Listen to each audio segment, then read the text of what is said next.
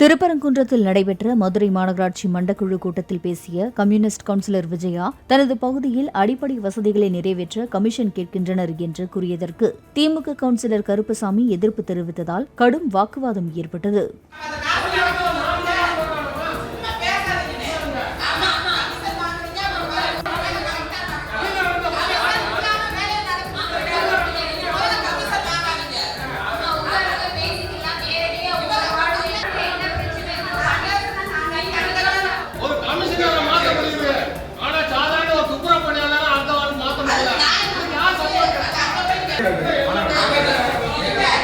Play store மற்றும் app ஸ்டோரில் இருந்து பாலிமர் செயலியை QR கோடு மூலம் பதிவிறக்கம் செய்யுங்கள்.